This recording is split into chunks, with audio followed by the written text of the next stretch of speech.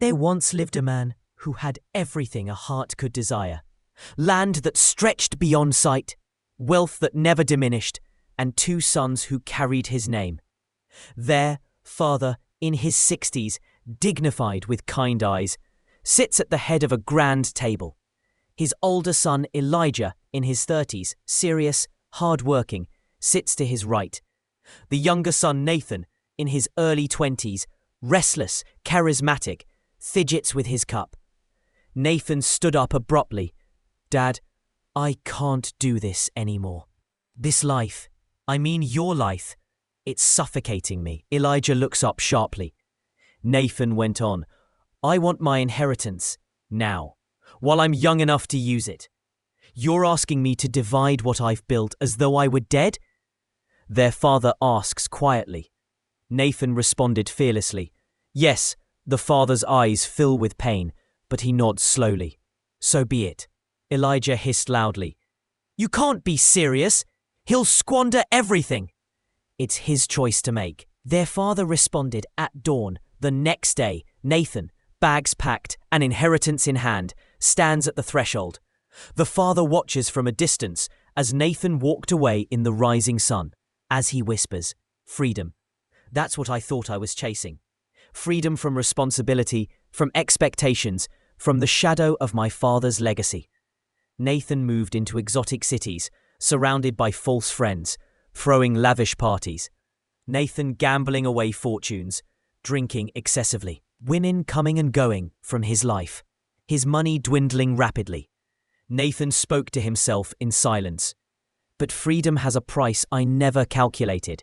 In a foreign city, at night while it was raining, Nathan, now gaunt and dirty, was thrown out of a tavern.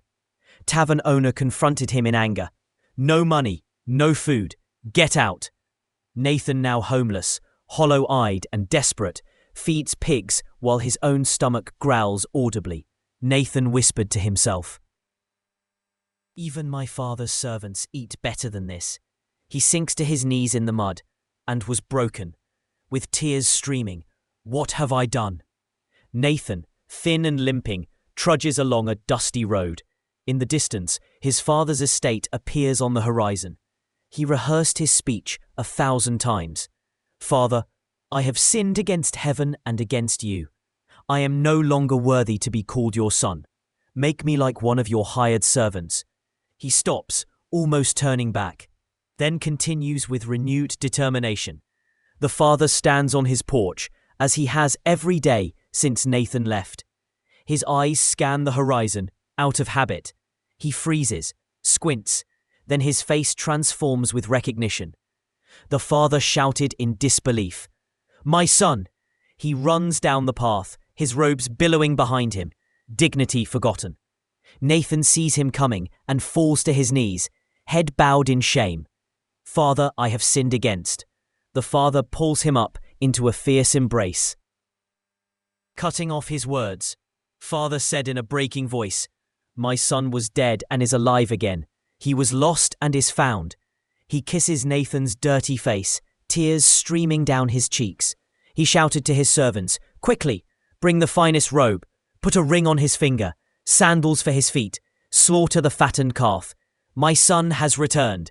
Elijah, the older son, returning from work, hears music and celebration. A servant explains what's happening. Elijah was furious. He wastes his inheritance and gets a feast. "I've served faithfully for years without so much as a goat to celebrate with my friends." The father leaves the celebration to find Elijah outside, refusing to enter. "Son," he pleaded, "you are always with me, and everything I have is yours." Elijah responded bitterly, "Then why celebrate him?" The father places his hands on Elijah's shoulders, eyes filled with compassion.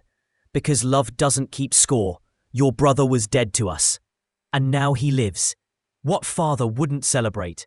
Elijah's anger begins to crack as he sees his father's genuine joy. Nathan stands in clean clothes, the father's ring on his finger, watching the celebration with disbelief. Nathan spoke softly to his father. "I came home seeking survival. I found redemption instead. Not because I deserved it, but because love, true love, is always waiting to welcome us home. The father enters with his arm around a hesitant Elijah. Their eyes meet across the room. Nathan takes a tentative step forward, then another. The three men stand face to face, a family broken and now beginning to heal. Their father said softly, "My sons, both of you, always."